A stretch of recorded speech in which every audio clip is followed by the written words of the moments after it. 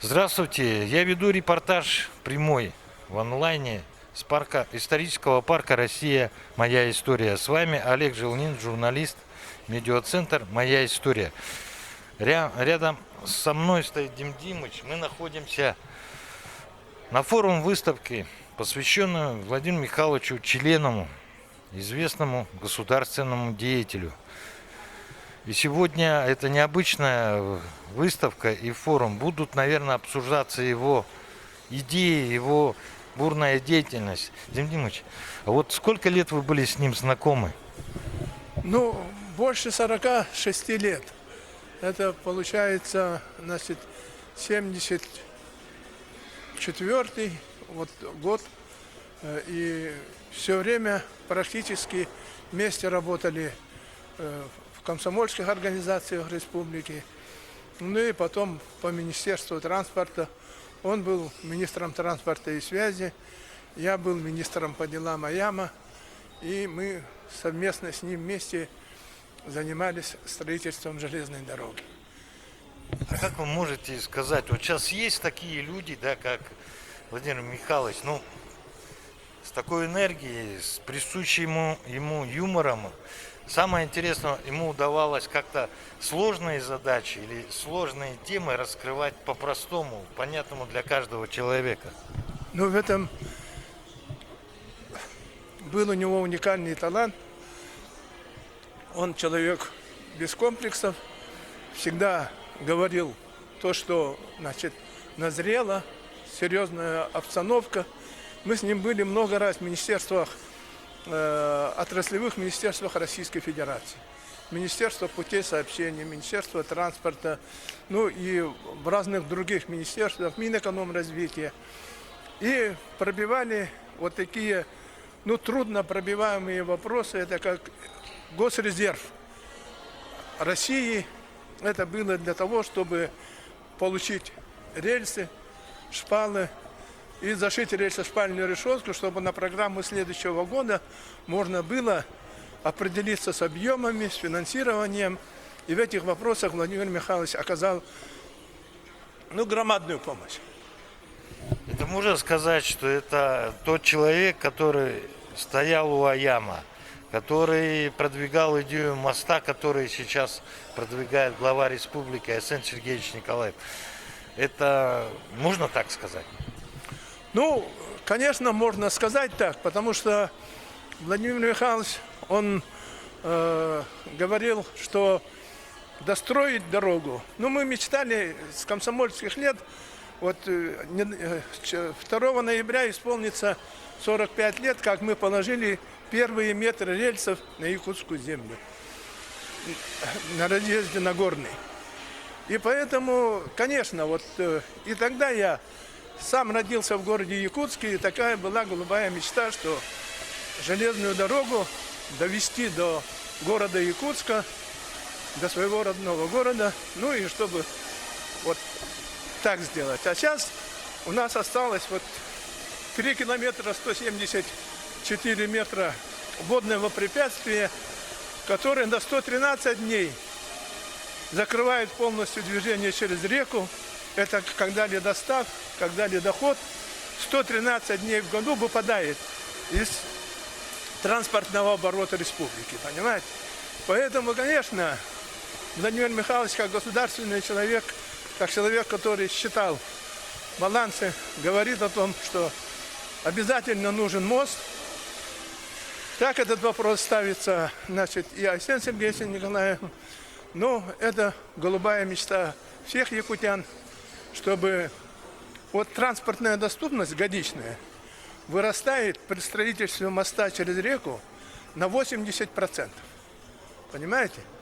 И поэтому, конечно, это такая несбывшаяся мечта Владимира Михайловича. Те, кто остались, мы постараемся все это дело довести, дело своего друга до конца, и достроить мост. Потом к вам подойдем, сейчас начнется открытие, да? Вы нам расскажете, какой экспонат данной выставки. Это же не просто, так скажем, форум, который вас очень сильно, наверное, напомнил, заинтересовал. Можно такое сделать? Ну хорошо. Ага. Спасибо.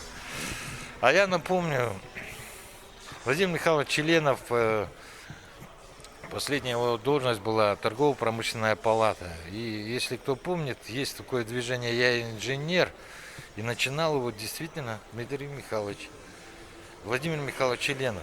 Сегодня его с нами нет, но тем не менее его путь жизненный, его деятельность освещается полностью здесь, на этой выставке. А потом будет проходить стратегическая сессия Минтранса Республики с включением Российской Федерации. Будут зачитаны интересные доклады. Это стратегическая сессия развития Республики Саха-Якутия до 2032 года. А сейчас вы немножко посмотрите, какие здесь представлены экспонаты, а мы по мере возможностей о них расскажем.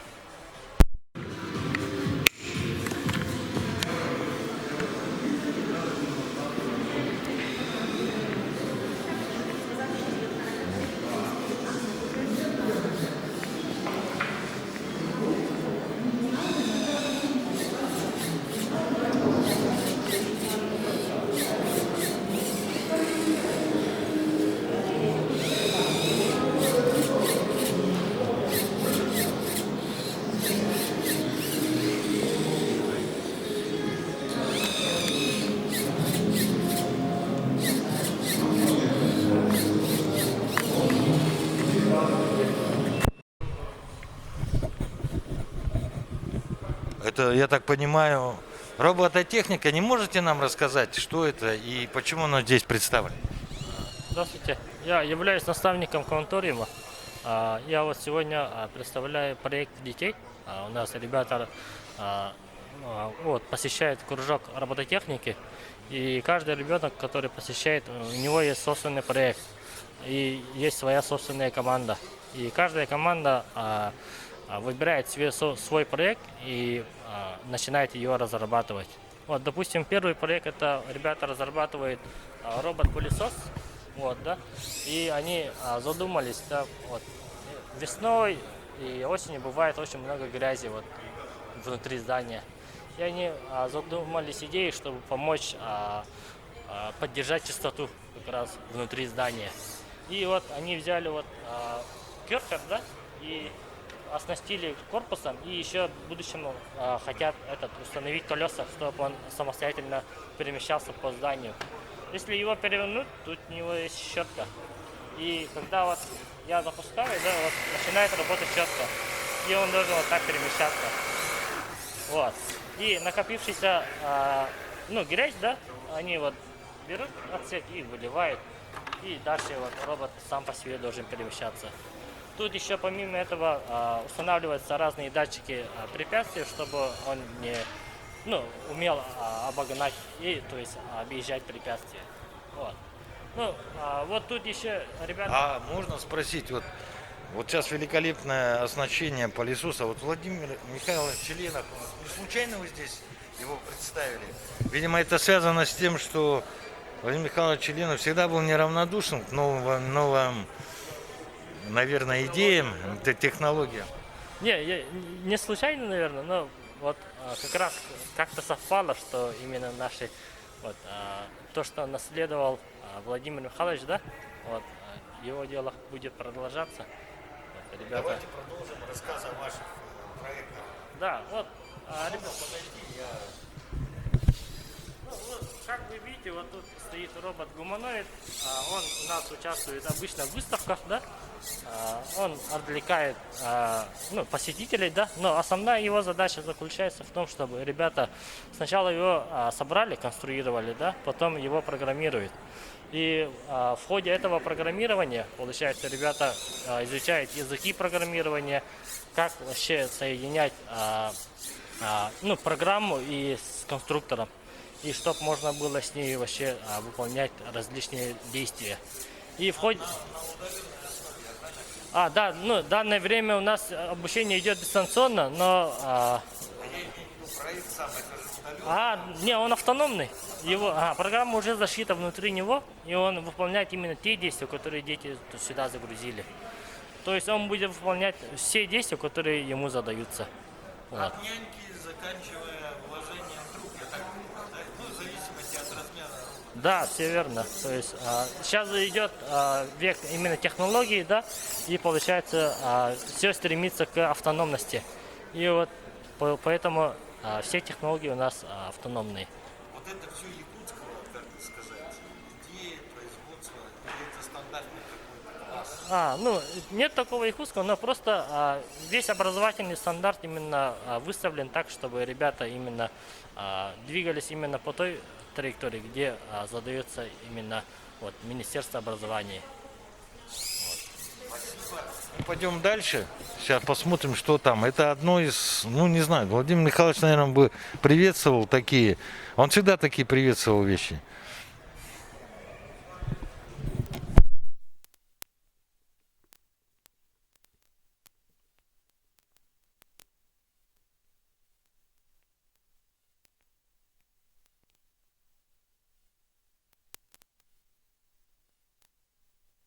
Мы подошли как раз к историческим вещам, представленным на форум выставки, да. Это учетная книжка, карточка комсомольца. Я смотрю, здесь и представлены и петлички общевойсковые, служба Владимира Михайловича в армии, так скажем.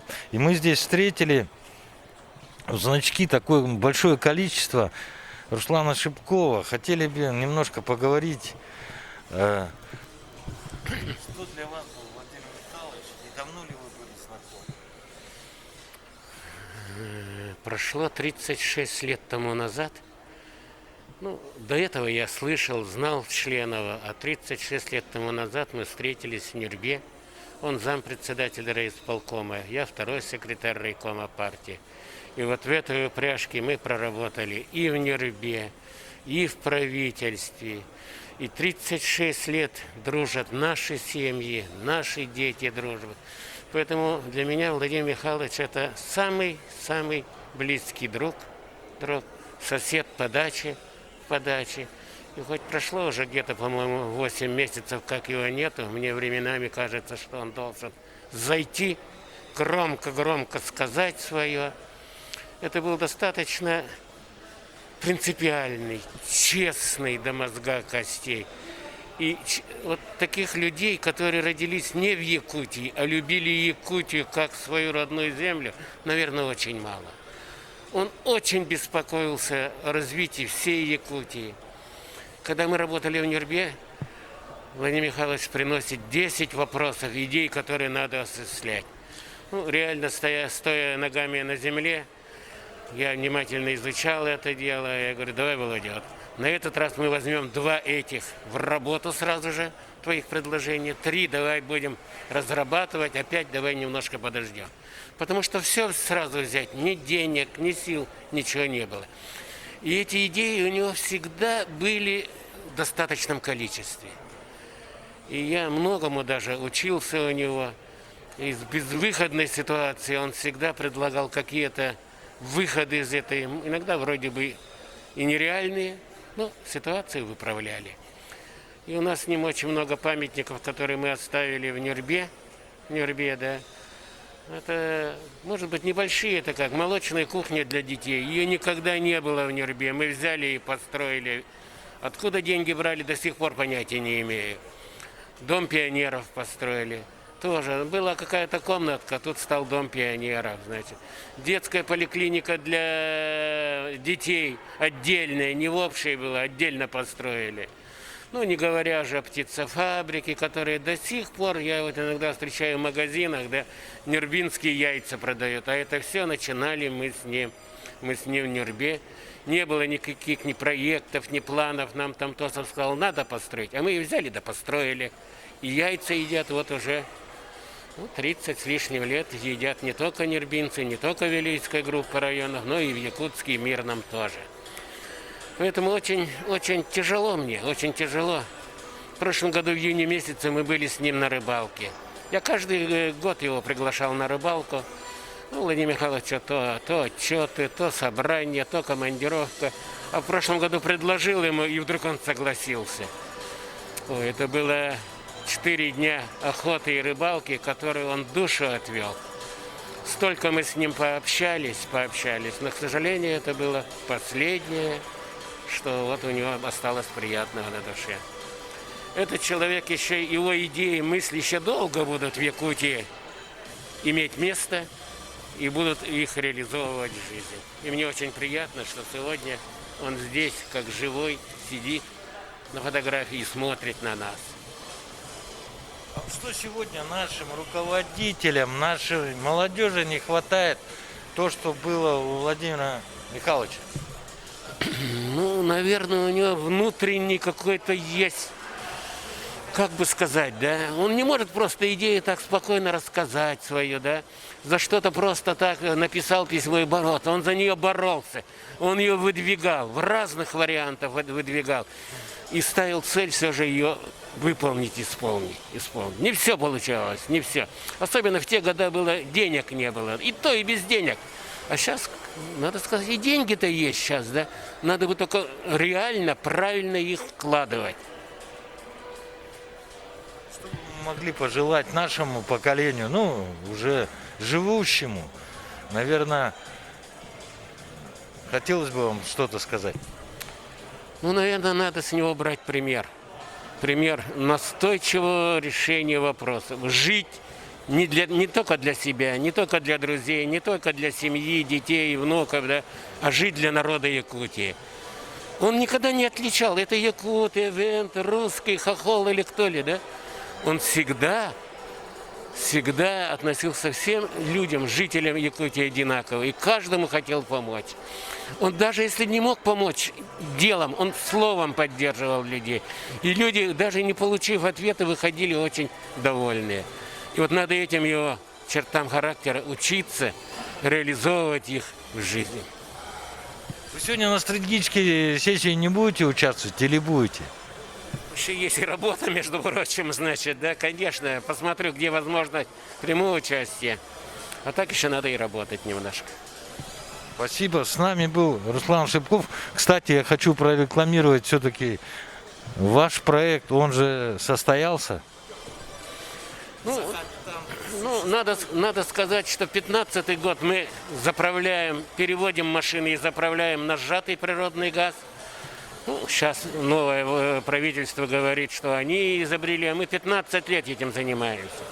Мы 4 года занимаемся производством сжиженного природного газа в Нижнем Бестякле, обеспечиваем сжиженным природным газом объекты железной дороги Якутии.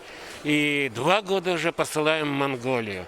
Нам бы хотелось это еще и дальше развивать. И все люди ездили на самом дешевом, самом безопасном, самом на экологически чистом топливе, сжатом природном газе.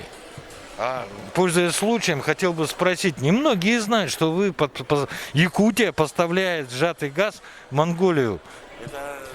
В декабре 2019 года мы отправили первую партию, значит, в Монголии. Сжиженный природный газ в криогенных системах мы довозим до Монголии. Монголы там из него делают сжатый природный газ и заправляют технику в Улан-Баторе. Вот. А мы, к сожалению, сегодня, кроме Якутска, Нижнего Бестяха, Мирного и Хала, хотя более чем в 100 населенных пунктах имеется газ, ездим на дорогом, опасном топливе, бензине и дизельном топливе. Я буду прав, что Владимир Михайлович тоже участвовал в этот день? Мы с ним лет 7. Он сам себе дал поручение от «Единой России» заниматься газомоторным топливом, да. Что-то помогал, мы проводили конференции, здесь встречи, да, убеждали людей, что надо этим заниматься. И он очень был активным сторонником. Но дружба, она не только в личных отношениях, дружба, она и в работе, и в деле. И это вот у нас с Владимиром Михайловичем всегда неплохо получалось. Я могу только поздравить то, что идея Владимира Михайловича и ваша воплощается в жизнь. Как бы это не было, да? Но тем не менее, на сегодня реалии жизни говорят о том, что все-таки идеи, практика Владимира Михайловича, она имеет просто большую, колоссальную, да, не знаю, надобность секунд. Вот я не знаю, у него по характеру такой, он четко видел даже то, что сегодня нету, да, а завтра может быть, да, он видел, что это нужно, это надо сделать, да, и он это продвигал.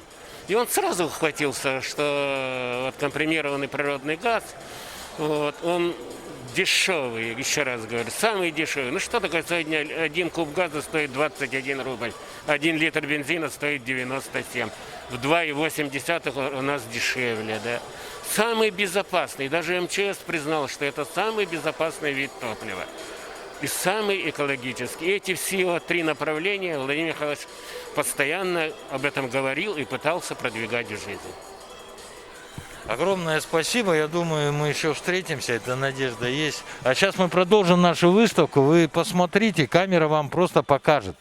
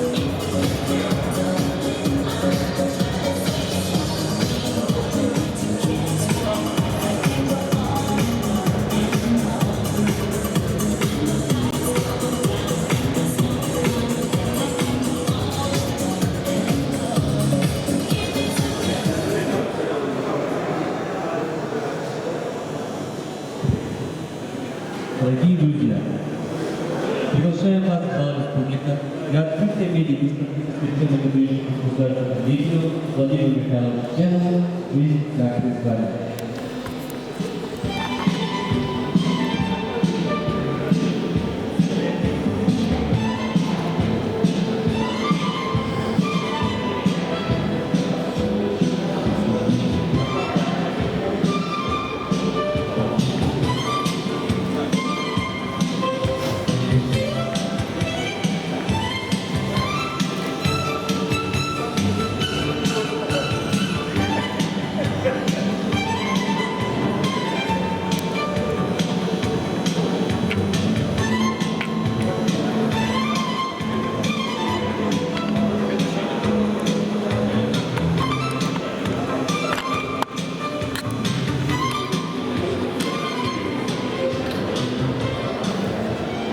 Добрый день, дорогие коллеги.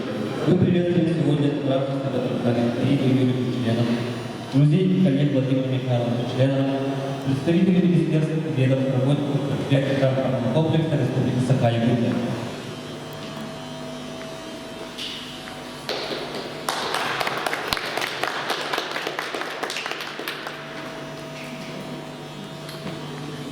В этот день вас приветствует солист Государственной филармонии Республики Саха-Якутия имени Галина Михайловна Хорошапка, Александр Луценко и Василий Петеев. Слова Константина Подшенкина, мелодия Эдуарда Колмановского «Я люблю тебя, жизнь».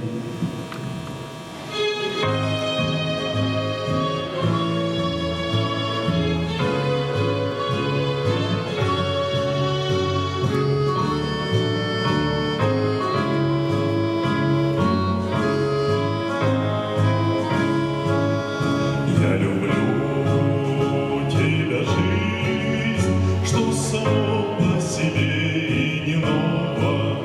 Я люблю тебя.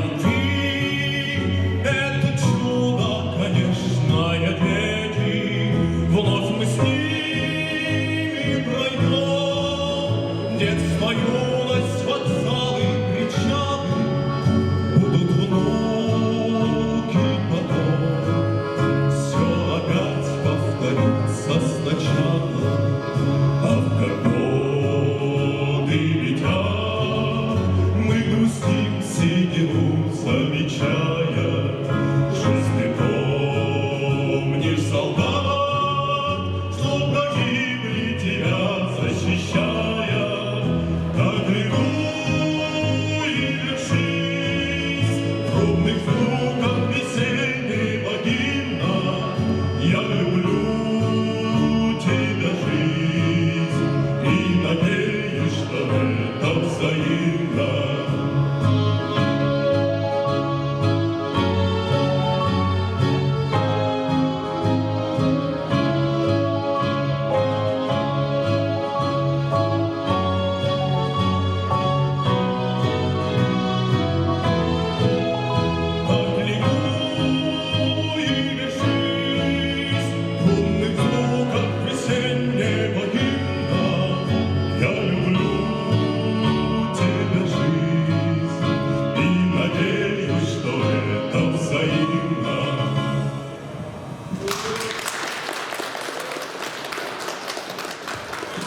Полное приветствие представляется министр транспорта и дорожного хозяйства Республики Саха-Якутия Сивцеву Владимиру Михайловичу.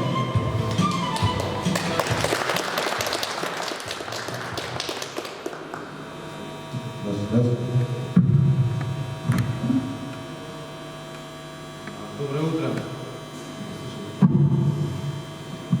Доброе утро, уважаемые гости, приглашенные, друзья, коллеги. Владимир Иванович Членов, разрешите сегодня вас всех поприветствовать в день рождения Владимира Михайловича Членова. Сегодня, как и запланировали, открываем большую форум-выставку, посвященную памяти выдающего общественного политического деятеля нашей республики, внесшего неоценимый вклад в ее развитие и становление. Главой республики принят план мероприятий по увековечению памяти. Мы уже провели ряд значимых памятных событий, присвоили имя локомотиву железной дороги пути, присвоили имя Владимира Членова вертолету полярных авиалиний. Благодаря поддержке предприятий транспортного комплекса учредили стипендии, именные стипендии для молодых преподавателей, студентов учебных учреждений транспортного комплекса. Планируем сегодня провести вот такое мероприятие памяти. Я уверен, вам понравится. Сегодня пройдет и форум-выставка, и пленарное заседание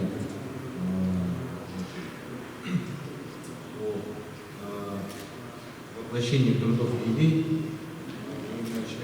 и стратегическая сессия, на которой будут обсуждены как раз вот генезис схемы 2020, непосредственно которую разрабатывал и реализован Владимир Михайлович, до стратегии республики 2035 года. Ну и завершится на сегодняшний день панельной дискуссии о законодательном обеспечении развития арктических территорий.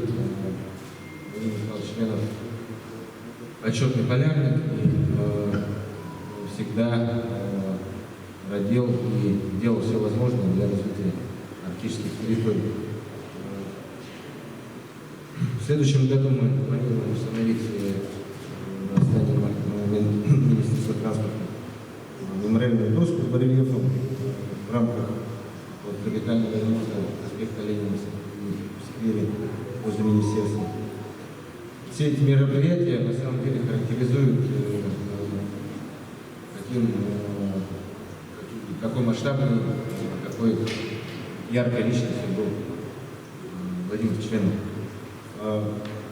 Владимир Михайлович Членов был руководителем с большой буквы, талантливым организатором, профессионалом, отличался лидерскими качествами гражданской позиции и, безусловно, пользовался уважением коллег и жителей республики далеко за пределами нашей республики. Всегда находился в гуще событий и неизменно на переднем фронте. Его завидной кучей жизненной энергии хватало на все, от решения задач государственной важности до ведения личного подсобного хозяйства. Безусловно, свой авторитет и уважение он по праву заслужил 5 десятилетиями упорной, напряженной и самозабвенной работы.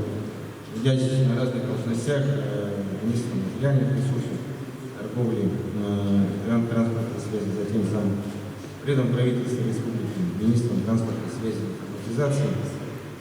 Он ежедневно брал на себя огромную ответственность за принятие решений и неизменно добивался результатов, двигая развитие нашего северного края и внося вклад в становление нашей современного облика нашей сегодняшней республики. Свой труд Владимир Николаевич посвятил служению народу, являлся достойным примером профессионализма и высокой ответственности. Сегодня, день рождения, наглядная выставка, видеовыставка, где фотографии, лицами, наградами и документами. Сегодня, надеюсь, все с доброй и светлой памятью вспомнят о нашем наставнике, о нашем выдающемся общественном деятеле.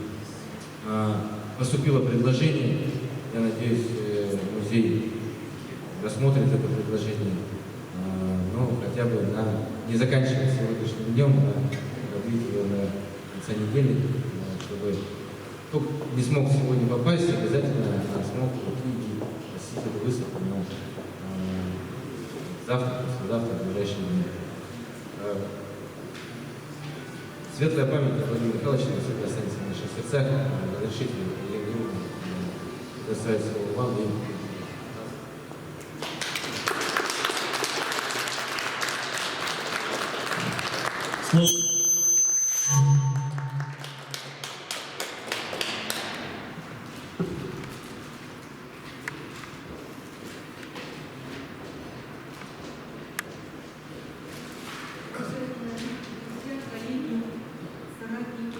участники сегодняшнего форума. Очень символично, что день рождения Владимира Михайловича отмечается сегодня в историческом парке «Россия. Моя история».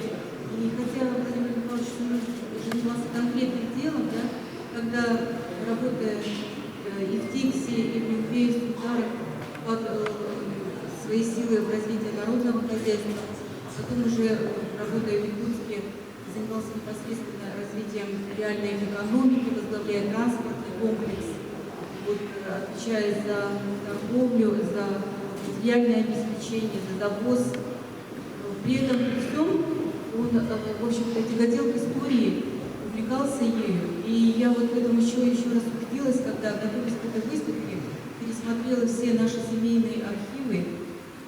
И даже уже когда его не стало, осталось два больших портфеля, наполненных материалами, которые с нуля привезли с работы.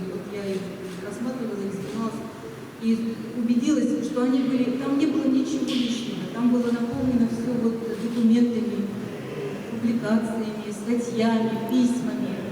Все тем, что он занимался. Это по ним можно было проследить все острые моменты и проблемные и в жизни его, как я имею в виду, министра. Они были связаны тогда с возникшей аварией в Депутатском, когда его восстанавливали, и с событием 2001 года в Ленске, когда окаянная вода затопила город, и тысячи римчан оказались без крова, и пришлось восстанавливать всей страной этот город. Там были даже такие исторические моменты, когда делегация Якутии во главе с Михаилом Николаевым ездила в Петербург, и там мы проводили прием в Смольном, встреча с Анатолием Собчаком. В общем, очень много всего-всего, что можно было бы сегодня перечесть и рассказать. Особенно меня как-то я бы сказала, даже потрясло. Я пересмотрела все его рабочие дневники, все записи, да, и по ним можно вообще даже не следующему человеку понять, чем он занимался в службе, какие решал вопросы, кому обращался, что делал. Это было наглядно видно. Их очень много, этих дневников, там события разных лет отражены, да. Есть даже тот период, когда он работал в 1983 году инструктором Совета министров и записывал статистические данные, сколько скота было населения в разных районах, анализировал это. Но больше всего я обратила внимание на то, что взрослой его жизни, когда он работал в ТИКСе, и вот тоже вел такой дневник, и там я делала такой форзаце, обратила внимание на стихи. Это были стихи Расула Дамзатова, которые, вот, мне казалось, стали лейтмотивом всей моей жизни. Я буквально 1 минуту займу вашего времени, чтобы понять, о чем идет речь. Все, что у нас хорошего бывает, молодостью люди называют. Пыл души, непримиримость спора, говорят, пройдут и очень скоро. Говорят, когда я старше буду, я горячность юности забуду. От тревог я от дороги стану. Говорят, я равнодушным стану. Сделаю спокойным и солидным, безразличным к славе и к обидам. Буду звать гостей на чашку чая, от друзей и от врагов не отличая. Если правда может так случиться, лучше мне сегодня же сдупиться. Лучше мне такого не дождаться. Нынче ж пропасть со скалы сорваться. Ну, вот, я думаю, что он не сорвался, не оступился, потому что всю жизнь был верен себе, своим принципам. Он этому никогда не изменял. Это было вот его состояние души, подчас на острие, но таким он был, и таким, я думаю, запомнится для всех. Я очень хочу поблагодарить организаторов сегодняшнего форума, посредственно всех, кто принимал в этом участие, значит, особенно Министерство транспорта. Вчера до позднего вечера оформляли зал, все, что могли, сделали, расставляли. К сожалению, даже не хватило возможности, чтобы разместить все экспонаты, которые у нас были, вот, хранились дома, для того, чтобы показать масштаб вот, личности Владимира Михайловича, государственного общественного деятеля. Я благодарна, прежде всего, и организаторам, самому музею за предоставленную возможность вот, раскрыть его масштаб личности, используя все сегодня цифровые современные технологии. Вот хочу особенно поблагодарить такую промышленную палату. Последние 10 лет, с которыми он шел рука об руку, и, в общем-то, его окружали женщины, но это было для него такой большой силой и поддержкой, которую он до конца ощущал. Огромное-огромное всем спасибо.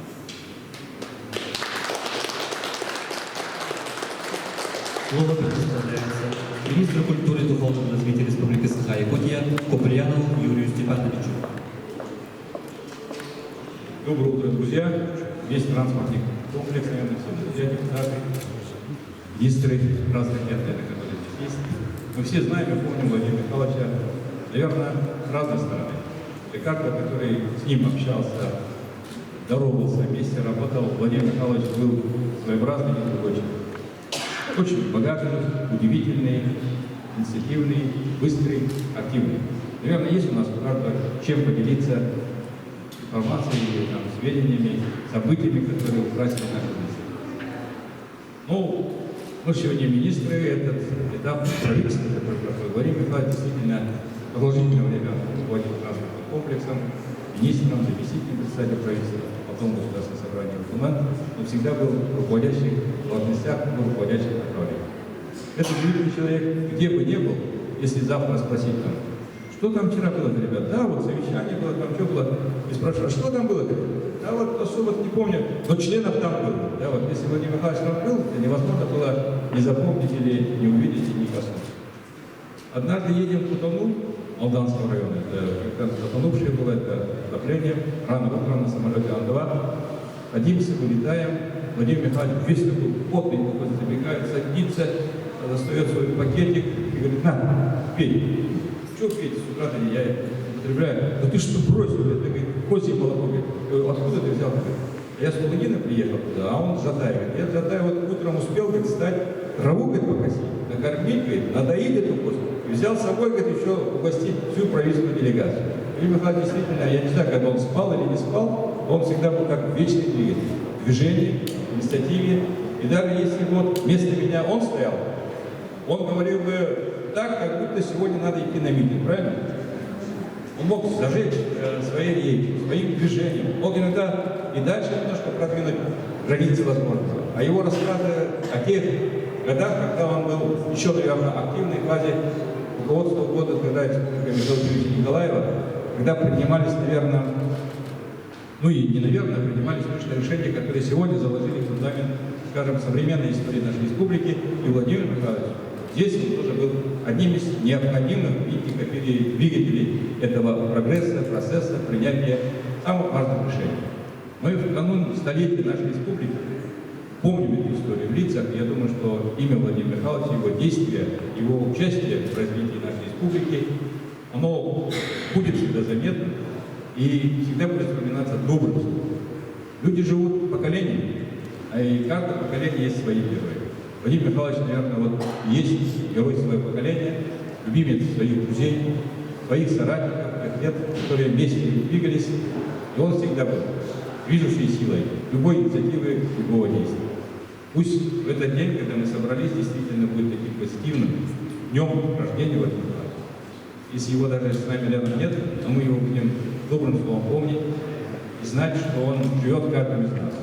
Если кто-то что-то собирается делать, можно делать это почтенно. Кто-то принять решение, добиться успеха и результата.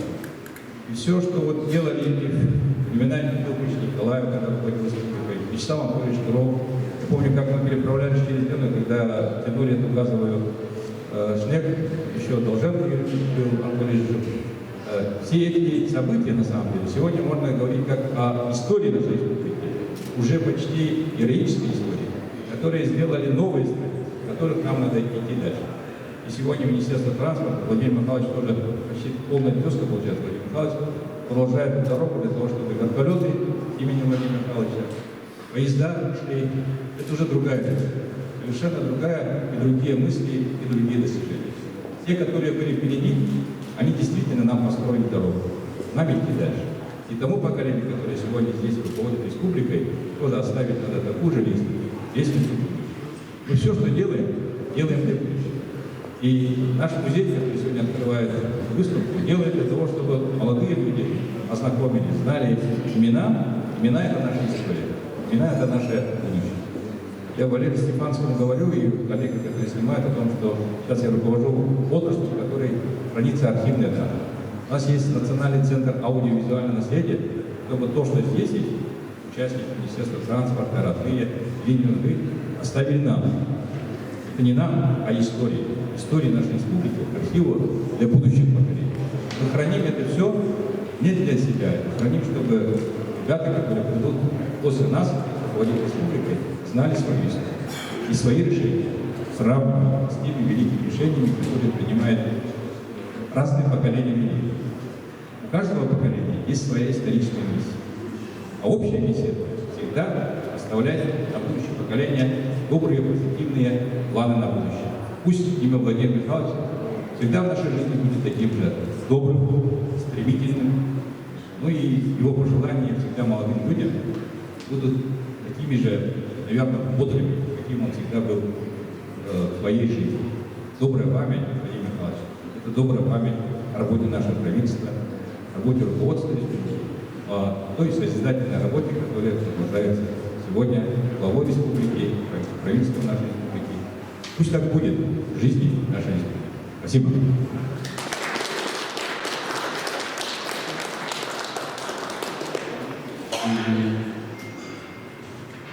Дорогие друзья, приглашаем вас на общее фотографирование.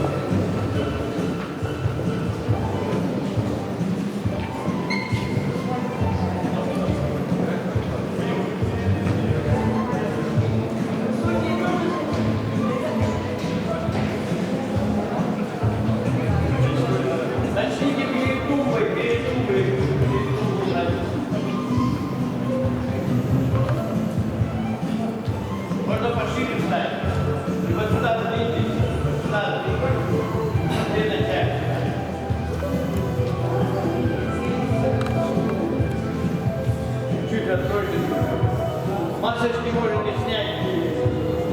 На 2 минуты.